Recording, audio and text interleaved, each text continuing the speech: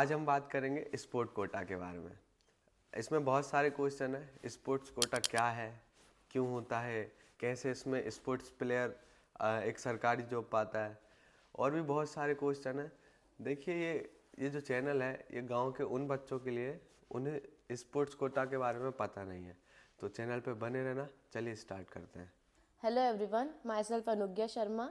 I am a Kudo player and I have recently been recruited in CGST department through sports quota. मैं अभी multitasking staff की post पर हूँ वहाँ पर, और मेरा अभी रिसेंट में वहाँ पर अलॉटमेंट हुआ है। मैम, मेरा सबसे पहले क्वेश्चन है, आपको स्पोर्ट्स कोटा से सरकारी जॉब कैसे मिली? एक्चुअली ऐसा होता है कि सेंट्रल गवर्नमेंट और स्टेट गवर्नमेंट रेगुलर बेसिस पे थोड़े थोड़े टाइम में अपना स्पोर्ट्स कोटा रिक्रूटमेंट निकालती है। उसमें ये होता है कि इंडिया के जितने भी स्पोर्ट्स के प्लेयर्स हैं वो अपना फॉर्म सबमिट करते हैं, और उनके अचीवमेंट के बेसिस पे उनको जॉब्स रिक्रूट की जाती है। इसमें सी ग्रेड जो हमारी जो पोस्ट होती है उसके लिए जॉब रिक्रूटमेंट के लिए निकालते हैं वो रेगुलरली कोटाज वगैरह। तो उसके थ्रू मैंने जीएसटी डिपार्टमेंट में, मेरा सीजीएसटी डिपार्टमेंट में भोपाल जोन, हैदराबाद जोन और कोलकाता जोन 3 जगह की जॉब का फॉर्म निकला था। मैंने तीनों के लिए अप्लाई करा था, तो मेरा भोपाल जोन में भी हो गया था, हैदराबाद जोन में भी हो गया, और कोलकाता का अभी रिजल्ट आया नहीं है। तो भोपाल जोन में मैंने अप्लाई करा, मेरा सिलेक्शन हो गया, और उसके बाद मेरा डॉक्यूमेंट वेरिफिकेशन हुआ। तो डॉक्यूमेंट वेरिफिकेशन के बेस पे मेरे डॉक्यूमेंट्स चेक करे गए कि मैंने सारे फॉर्म्स में जो डॉक्यूमेंट्स लगाए हैं वो सही है कि नहीं है, और उसके बाद मुझे अलॉट कर दिया गया था। हैदराबाद में रिक्रूटमेंट के बाद, मतलब जब आपकी लिस्ट निकली थी उसके बाद फिजिकल टेस्ट और रिटन टेस्ट 2 चीज़ें और हुई थी, और डॉक्यूमेंट वेरिफिकेशन साथ में हुआ था। उसकी अभी जो है लिस्ट निकली नहीं है, मतलब जो टेस्ट हुआ था उसका रिजल्ट आया नहीं है अभी, ऐसा है। मैम, एक बेसिक सा क्वेश्चन है, एक डेफिनेशन में बताइए, what is sport Kota? In simple words, we can say sports quota is a quota through which players of any sports can get a job in central and state government department. मतलब अगर हम आम भाषा में बोले तो ऐसा कोटा जिसमें स्पोर्ट्स के प्लेयर किसी भी सेंट्रल या स्टेट गवर्नमेंट के डिपार्टमेंट में आसानी से नौकरी पा सकते हैं, वो स्पोर्ट्स कोटा होता है। ओके। क्योंकि जैसे ऐसा होता है कि हमको अगर स्टेट गवर्नमेंट या सेंट्रल गवर्नमेंट के किसी भी डिपार्टमेंट में जॉब पानी है तो हमको कॉम्पिटिटिव एग्ज़ाम देनी पड़ती है, चाहे वो एसएससी हो, पीएससी हो, कुछ भी एग्ज़ाम्स देनी पड़ती है। तो इसमें ऐसा होता है कि स्पोर्ट्स के बच्चे जो पढ़ाई नहीं कर पाते हैं उनको जॉब दी जाती है, और इसमें आप खेल भी सकते हैं, मतलब आप डिपार्टमेंट के थ्रू भी खेलेंगे और ओपन टूर्नामेंट जो आप खेलना चाह रहे हैं वो भी खेलेंगे, बट आप डिपार्टमेंट से ही खेलेंगे, जैसे police department, income tax department, GST department, railway department, इस तरह से। अच्छा मैम, स्पोर्ट्स कोटा में जॉब पाने के लिए मतलब आपको क्या एलिजिबिलिटी, योग्यता क्या है आपकी? अलग अलग योग्यताएं रहती है। वो प्रेफरेंस देते हैं सबसे पहले इंटरनेशनल प्लेयर्स को, कि अगर आपका इंटरनेशनल में कोई सा मेडल है या आपने इंटरनेशनल में इंडिया को, नेशन को रिप्रेजेंट किया है, तो सबसे पहले प्रेफरेंस उनको मिलती है। फिर सेकंड नंबर पे आता है नेशनल लेवल पे आपने स्टेट को रिप्रेजेंट किया है या मेडल अचीव करा है। उसके बाद स्कूल और ऑल इंडिया, मतलब AIU, all India inter university का जो टूर्नामेंट होता है उसके थ्रू, और उसके बाद एक और प्रेफरेंस रहता है जिसमें आपने कोई सा अवार्ड प्राप्त किया हो, विक्रम अवार्ड जैसे MP में होता है, द्रोणाचार्य अवार्ड वगैरह, जो भी अवार्ड्स रहते हैं, अगर आपने वो प्राप्त किए होते हैं तो आपको एलिजिबल माना जाता है उसके हिसाब से, और उसमें लास्ट 5 ईयर्स का टॉप 3 डाटा मांगा जाता है। जैसे अभी चल रहा है 2024-25, तो 2024-25, 2023-24, 2022-23, जिसमें भी आपने 3 टॉप के जो आपके अचीवमेंट्स हैं उसको लगाना रहता है। मैम, इसमें आपकी अचीवमेंट्स बताइए, मतलब आपने क्या कौन कौन से स्तर पर खेला है? मेरा जो रिक्रूटमेंट हुआ है वो एक मार्शल आर्ट कूडो उसके थ्रू हुआ है। उसमें मेरा अक्षय कुमार इंटरनेशनल टूर्नामेंट होता है, उसमें मेरा गोल्ड मेडल है लास्ट 2 ईयर्स से। तो जब मैंने फॉर्म भरा था तब की बात बता रही हूँ, तो लास्ट 2 ईयर में मेरा गोल्ड मेडल था। उसके बाद लास्ट 4 ईयर्स में मेरा नेशनल लेवल पे गोल्ड मेडल है, और लास्ट 4 ईयर्स से ही एक और फेडरेशन कप होता है, वो भी नेशनल लेवल का टूर्नामेंट होता है, उसमें मेरा गोल्ड मेडल है। तो उसके बेसिस पे मेरा सिलेक्शन हुआ है। मैम थोड़ा सा आप आपके स्पोर्ट्स के बारे में बता दीजिए ताकि लोग जानें, क्योंकि बहुत लोगों को कूडो के बारे में नहीं पता होगा। Koodo is actually a mixed Japanese mixed combat sports. ये जो हमारे शिहान अक्षय कुमार है, जो एक फिल्मी हीरो है, वो 2011 में राहुल राठौर मूवी की शूटिंग के टाइम पर इसको इंडिया में लाए थे। कूडो में ऐसा होता है कि 5 मार्शल आर्ट के गेम मिले हुए हैं और उनको मिलाकर एक कूडो गेम बनाया गया है। इसमें जूडो की तरह ग्रैपलिंग और थ्रोइंग रहती है, किक पंचेस रहते हैं कराटे और बॉक्सिंग की तरह, और जो नीचे की फाइट रहती है ग्राउंड फाइट, जिसमें आप हैंड लॉक और नेक चॉक और बाकी सारे बॉडी पार्ट्स को लॉक करते हैं, वो जुजुत्सु की तरह रहता है। तो बेसिकली इसमें किक पंच मतलब लात घुसे मारना, एल्बो से अटैक, हेडबट, सारे अटैक्स रहते हैं, पकड़ के थ्रो भी लगाना रहता है, और ग्राउंड फाइट में आपको पंचेस किक्स भी चलाना रहता है, और हैंड लॉक और नेक चॉक और बाकी लॉक्स भी रहते हैं। आप तो मैम कूडो भी खेलती थी शायद, जूडो भी खेलती थी शायद। मैम अभी आप कॉलेज में कौन सी डिग्री कर रहे हैं और आपका कौन सा ईयर है, और पढ़ाई के साथ साथ क्या आप जॉब भी कर पा रहे हैं और स्पोर्ट्स भी खेल पा रहे हैं? आपका इनमें कठिनाई है, मतलब आपको क्या क्या है वो बताइए। एक्चुअली स्पोर्ट्स कोटा अगर रिक्रूटमेंट हो रहा है तो आपको खेलने के लिए कोई कठिनाई नहीं होगी, आप उसके बेसिस पे कभी भी खेल सकते हैं, ऐसा रहता है। पढ़ाई की बात मैं पहले दोनों तरफ की बात करती हूँ। पढ़ाई में मेरा अभी चल रहा है BPEd, bachelor of physical education. उसमें मेरा फर्स्ट सेमेस्टर चल रहा है बरकतुल्ला यूनिवर्सिटी से। चूँकि इट्स अ गवर्नमेंट डिग्री और मैं गवर्नमेंट डिपार्टमेंट में हूँ, तो मैं कंटिन्यू अब इसको नहीं कर पाऊँगी, मैं इसको प्राइवेट में कन्वर्ट करूँगी। तो मेरी नौकरी जो है वो गवर्नमेंट डिपार्टमेंट में चलती रहेगी, और बाकी जो मेरी डिग्री है वो मैं प्राइवेट करूँगी। पढ़ाई वैसे ही कंटिन्यू रहेगी। और रही बात स्पोर्ट्स की, तो मैं स्पोर्ट्स कंटिन्यू खेल सकती हूँ। जितने भी डिपार्टमेंट्स रहते हैं उसमें अलग अलग आपको छूट मिली जाती है कि आप उसमें प्रैक्टिस कर सकते हो और खेल सकते हैं। जैसे मेरे डिपार्टमेंट में, सेंट्रल गवर्नमेंट के डिपार्टमेंट में, अराउंड 30 डेज़ की आपको लीव मिली जाएगी, उसमें पेड लीव। उसमें आप टूर्नामेंट खेलेंगे, प्रैक्टिस करेंगे, तो ये सब अलाउड रहता है। तो मैं इसकी प्रैक्टिस कंटिन्यू करूँगी, और डिपार्टमेंट की तरफ से आगे जो इंटर डिपार्टमेंट टूर्नामेंट्स होते हैं वो भी खेलूँगी, और ओपन टूर्नामेंट जो मैं खेलती आई हूँ वो भी खेलूँगी। जैसे अभी आपकी 9 to 5 जॉब है, तो आपको टाइम कैसे मिलता होगा प्रैक्टिस के लिए? एक्चुअली मेरी है 9 to 6। अच्छा, ओके। 9 to 6। हाँ, तो ऐसा होता है कि मैं सुबह उठ के जल्दी जो मेरा फिजिकल है ग्राउंड पे वो कर लेती हूँ, कंडीशनिंग वगैरह। उसके बाद मैं मेरी जॉब कर लेती हूँ। और अभी तो क्योंकि मेरा रिसेंट में जॉब रिक्रूटमेंट हुआ है, तो मेरा इतना टाइम स्केड्यूल मैनेज नहीं हो पाया है। बट उसके बाद अभी मैं सोच रही हूँ कि 6 के बाद अराउंड 6:30-7 बजे तक जब मैं रूम पहुँचती हूँ, उसके बाद में बाकी की मेरी प्रैक्टिस 1-2 घंटे की एटलीस्ट कंटिन्यू कर सकूँ, ऐसा। जो युवा स्पोर्ट कोटे से सरकारी जॉब लेना चाहते हैं, आप उनके लिए क्या सलाह देंगी? मैं उनके लिए ये सलाह दूंगी कि बेटर ये रहेगा कि आप अगर एक गेम को कंटिन्यू कर रहे हैं तो उसको एटलीस्ट 3 साल कंटिन्यू करें। अगर आपके कोई अचीवमेंट हो रहे हैं, नहीं हो रहे हैं, अगर आप स्टेट लेवल पे हैं, compete कर रहे हैं, अगर आप नेशनल लेवल पे हैं, compete कर रहे हैं, स्टेट को रिप्रेजेंट कर रहे हैं, या इंटरनेशनल लेवल पे इंडिया को रिप्रेजेंट करने का मौका मिल रहा है, काफ़ी अच्छी बात है, तो आप उसको एटलीस्ट कंटिन्यू करिए। ये है, आप रेगुलर प्रैक्टिस करें। अगर आपका 1 साल अचीवमेंट हो गया तो उसको वहाँ पे ड्रॉप मत करिए, नेक्स्ट ईयर भी अचीवमेंट करें, चाहे तो पहले वाले से कम रिजल्ट मिले या ज़्यादा रिजल्ट मिले, डजेंट मैटर, बट उसको एक स्टेबिलिटी के साथ कंटिन्यू करिए। ऐसा नहीं कि मैंने 1 साल करा, फिर दूसरे साल गैप दे दिया, फिर तीसरे साल कंटिन्यू करा, चौथे साल गैप दे दिया। उससे क्या होता है कि जब आपको रिक्रूटमेंट के लिए आपके डॉक्यूमेंट्स देखे जाते हैं तो वो ये देखते हैं, जब आपका भरना रहता है वो लिस्ट निकालेंगे तो ये देखेंगे कि अरे 1 साल इसने कंटिन्यू करा, फिर 1 साल का गैप है, बीच में तो कुछ है नहीं, फिर इसने वापस लगाया है। तो इससे अच्छा ये रहेगा कि उसको आप, अगर लास्ट 5 ईयर्स का मांगा है तो हमारे पास एटलीस्ट 3 से 4 साल का अच्छा डेटा हो, अच्छा हमारे अचीवमेंट हो, तब हमें जॉब रिक्रूटमेंट में फ़ायदा मिलता है। मैम आपकी एज क्या है? I am 22 years. मैं रिसेंट में अभी जनवरी में 22 साल की हुई हूँ। 22 एज में सरकारी जॉब लग गई। आपके घर वालों का मतलब क्या इस पे रिएक्शन था? To be honest they were happy, मतलब ऐसा नहीं कि बहुत ज़्यादा खुश, बट हाँ वो लोग खुश थे। उन्होंने कहा कि बढ़िया बात है, बट उनका ये है कि एक स्टेबिलिटी आ गई है, मेरे को एक इंडिपेंडेंसी मिल गई है कि हाँ मेरी सरकारी जॉब है।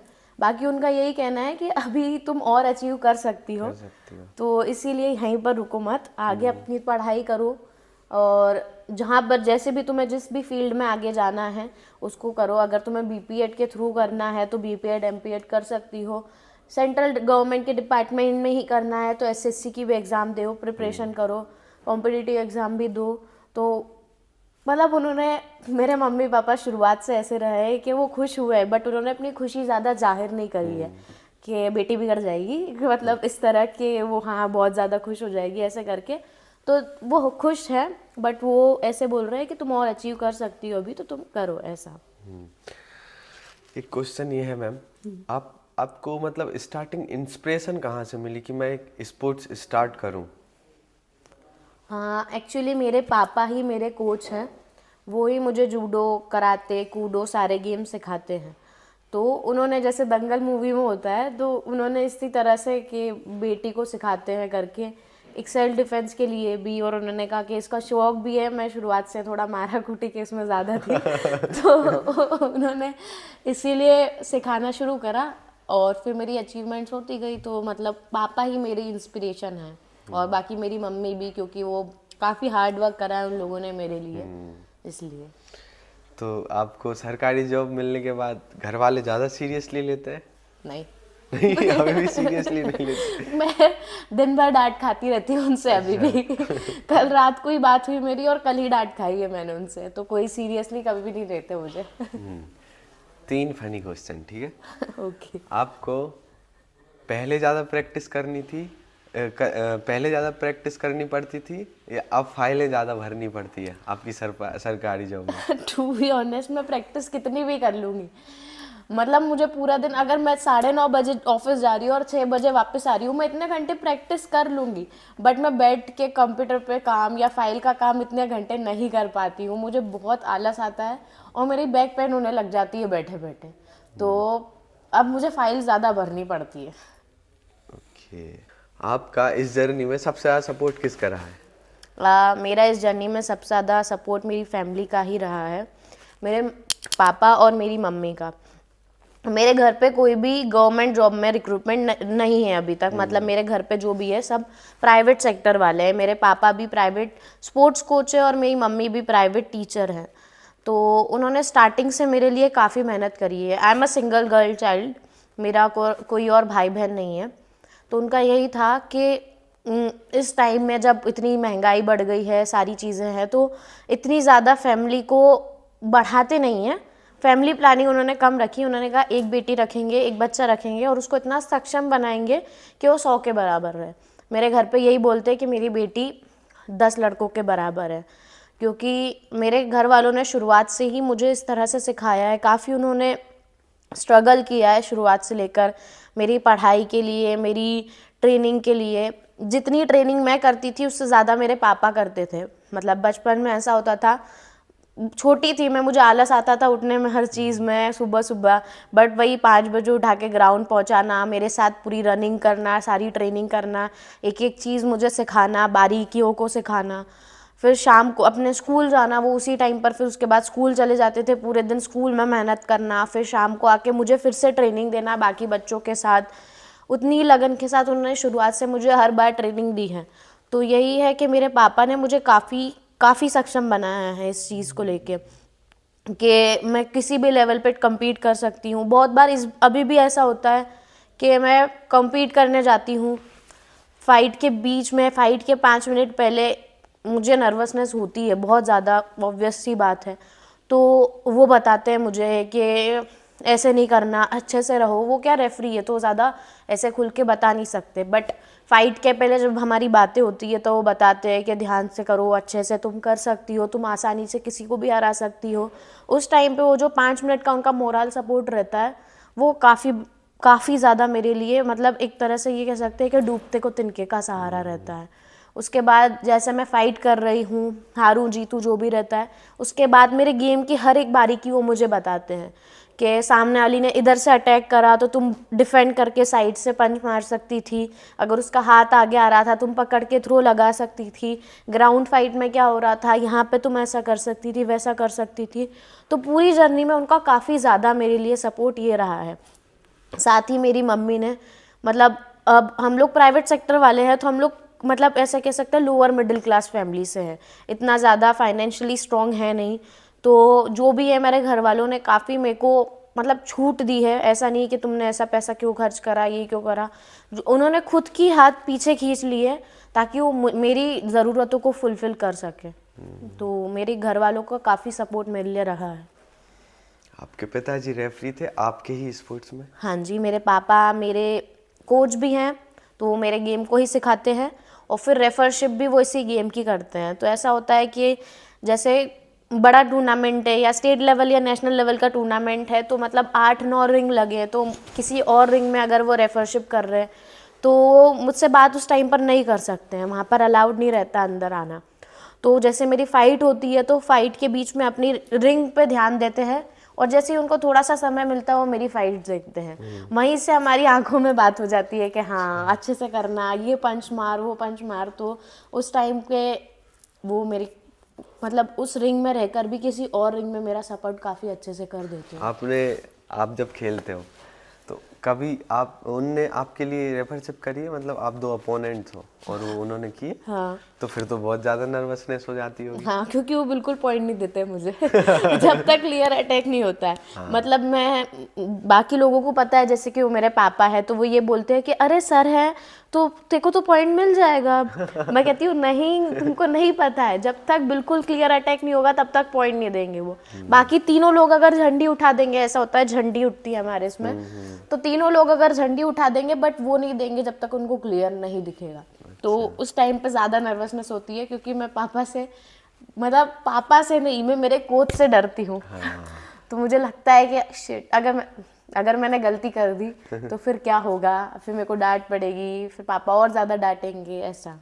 अच्छा, एक क्वेश्चन है, कोच ज़्यादा डांटते थे या अभी आपके जो बॉस है सरकारी जॉब में वो ज़्यादा डांटते हैं? कोच मेरे एक बॉस जो मतलब मेरे जो सुपीरियर्स हैं सीनियर, हाँ। सारे, वो काफ़ी सपोर्टिंग है, काफ़ी ज़्यादा। मतलब अभी मैंने 20 तारीख को ज्वाइन किया है, 20 जनवरी को, और उन्होंने काफ़ी अच्छे से मुझे सिखाया है, सारे सुपीरियर्स ने, मेरे सारे सीनियर्स ने, कि ये वो करना। मेरी काफ़ी मिस्टेक्स भी होती है बट उन्होंने मतलब ऐसे कभी नहीं लिया डांट दिया। वो बोलते कोई बात नहीं, सीख जाओगे, ऐसे करके। मेरे पापा अगर 1-2 बार में नहीं होता है तो वो थोड़ा अपनी, मतलब मेरे कोच थोड़ी सख्ती दिखाते हैं, ऐसा। मतलब देखिए, आपके पापा आपके सपोर्टिव थे, ठीक है, आपको उन्होंने आगे बढ़ाने के लिए बहुत सारे रास्ते दिए और गाइड किया। अगर जो बच्चा गांव में मतलब है, उसे अगर कोई गाइड करने वाला नहीं है तो आप उनके लिए थोड़ा सा मोटिवेशन दे सकते हैं और थोड़ा गाइड कर सकते हैं। देखो, आज के टाइम में अगर मैं ये बोलूँ कि मेरे पापा थे सिर्फ तो वो मुझे सपोर्ट कर रहे थे, ऐसा नहीं है। मेरे पापा ने जितना सपोर्ट मेरा करा है, हमारे क्लास के बाकी, जो हमारी क्लास चलती थी उसके बाकी प्लेयर्स का भी उतना ही ज़्यादा सपोर्ट उन्होंने करा है, मुझसे ज़्यादा करा है। मतलब मैंने जैसे बताया, मुझे पॉइंट नहीं देते थे पर बाकी बच्चों को फिर भी एक बार पॉइंट दे देते थे। तो ऐसा है कि अगर आप जैसे किसी गाँव में हैं तो आपको ही अगर कोच नहीं मिल रहा है तो सोशल मीडिया एक प्लेटफॉर्म ऐसा है कि वहाँ से आपको किसी भी गेम का सपोर्ट, मतलब ऐसा कह सकते हैं कि गाइडेंस मिल सकता है। मतलब आपको सोशल मीडिया पर इतने सारे प्लेटफॉर्म्स में इतने वीडियोस मिल जाएंगी, इतनी इन्फॉर्मेशन मिल जाएंगी कि आपको बेसिक नॉलेज तो मिल ही सकती है। बट आप उनसे देखकर आप सीख सकते हैं, बाकी सारी चीज़ें को सीख सकते हैं, बट पढ़ाई जैसा होता नहीं है स्पोर्ट्स के। मतलब अगर आपको किसी ने मैथ्स के सम समझा दिए तो आप इससे लिख सकते हो। आपको स्पोर्ट्स की बारीकियाँ सीखने के लिए किसी ना किसी एक कोच के पास जाना पड़ेगा। आप कुछ हद तक आप सोशल मीडिया से सपोर्ट ले सकते हैं, जैसे आपका चैनल है, आप उससे काफ़ी नॉलेज देते हैं बच्चों को, तो स्पोर्ट्स के बारे में हाँ, स्पोर्ट्स के बारे में, चाहे वो मतलब आप हर एक चीज़ की नॉलेज देते हैं, चाहे वो एथलेटिक्स हो या कोई सा और स्पोर्ट्स हो, सारी चीज़ों के आप नॉलेज धीरे धीरे करके आप दे रहे हैं। बट आप एक हद तक दे सकते हैं ना। अगर किसी बच्चे को जेवलिन ही फेंकना है तो उसको ग्रिप अगर सीखनी है, उसका अंगूठा इधर है या इधर है ये उसको देखना पड़ेगा, तो वो सपोर्ट किसी कोच के थ्रू ही मिल सकता ही है। मिल सकता है। मैं बस एक गाइड कर सकता हूँ कि हाँ इतने सारे स्पोर्ट्स हैं, हाँ आप इनमें आपका करियर बना सकते हैं। हाँ, जिसमें इंटरेस्ट हो। हाँ, स्पोर्ट्स बेसिकली क्या है ना, स्पोर्ट्स का मेन है आपका बॉडी किस टाइप का है। जैसे कोई 6 फीट का लड़का है तो वो हाई जंप अच्छी कर सकता है, लॉन्ग जंप अच्छी कर बास्केटबॉल। सकता है, बास्केटबॉल अच्छी खेल सकता है। लेकिन आज के टाइम पे सब लोग दौड़ रहे हैं सरकारी जॉब के पीछे, एक पुलिस कांस्टेबल के पीछे पागल हैं लोग। 7,000 वैकेंसी आती है, कम से कम 20-20, 30-30 लाख फॉर्म डल रहे हैं, 40-40 हजार फॉर्म डल रहे हैं। मतलब ऐसा चल रहा है स्पोर्ट्स, वो सरकारी जॉब के लिए पागल है लोग। तो देखिए ये इंस्पिरेशन है, जिन्हें सरकारी जॉब चाहिए वो स्पोर्ट कोटे से भी सरकारी जॉब ले सकते हैं।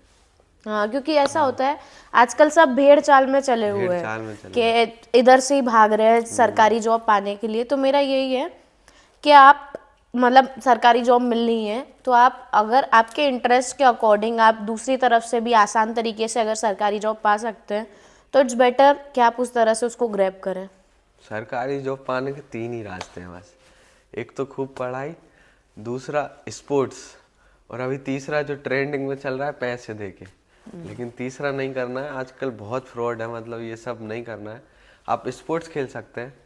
मैम आपको अपने आप पे कितना भरोसा था कि आप जॉब ले ही लेंगे?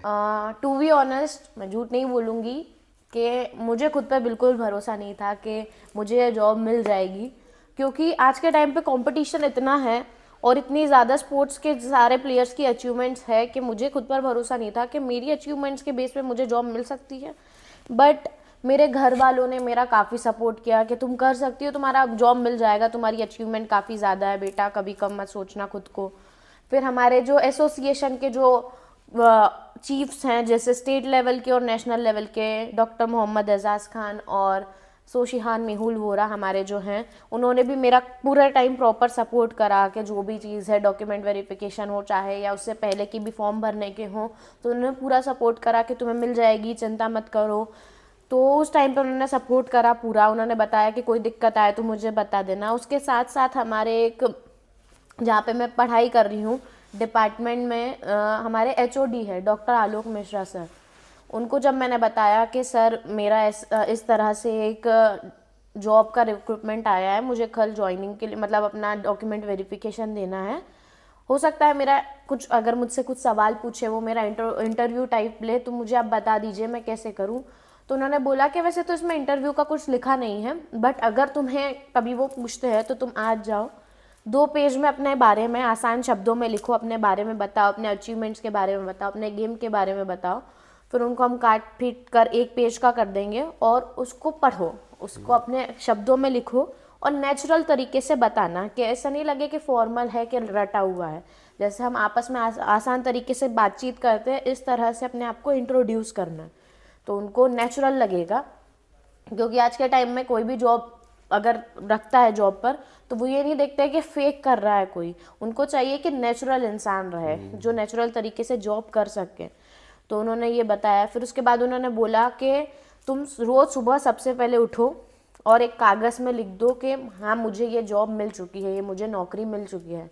उसके बाद उस खुशी को महसूस करो कि तुम्हारा नाम आ गया है, तुम्हें जॉब मिल गई है, ईमेल आया है या जो लेटर आया है, कॉल आया है, जो भी, उस खुशी को महसूस करो कि तुम कितनी खुश हो, तुम गदगद हो रही हो जो भी। और उसके बाद तुम्हारे घर वाले कितने खुश है, तुम सबको फ़ोन लगा के बता रही हो, घर पे सब फ़ोन लगा के बता रहे हैं, मिठाइयाँ बट रही है।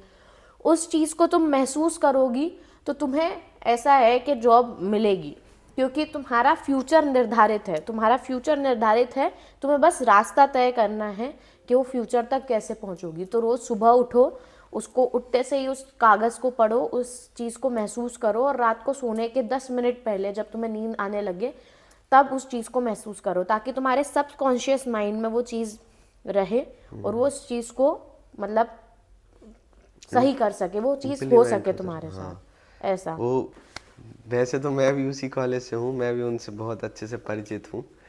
मुझे भी वो हमेशा बोलते हैं कि पहले अपने आप पे भरोसा रखो, ट्रस्ट योर सेल्फ। जब तक आप भरोसा नहीं करो, जैसे मेरा एक दोस्त है यस, उसने उनको बताया सर को कि सर मेरा एक यूट्यूब चैनल है और मेरे पास 50,000 सब्सक्राइबर हैं।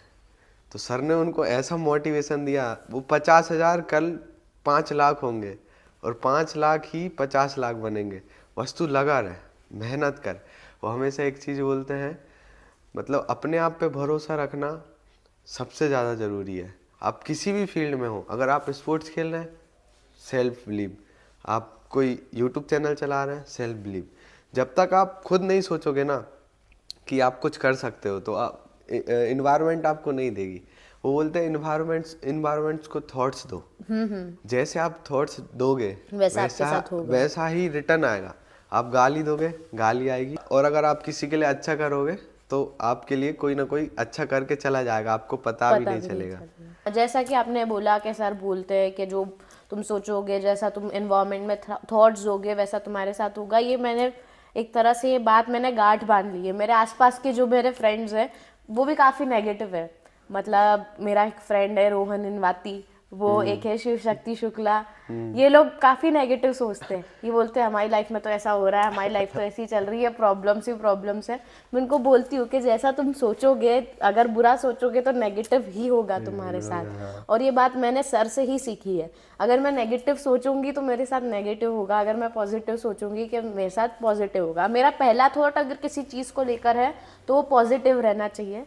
ये मैंने सर से सीखा है।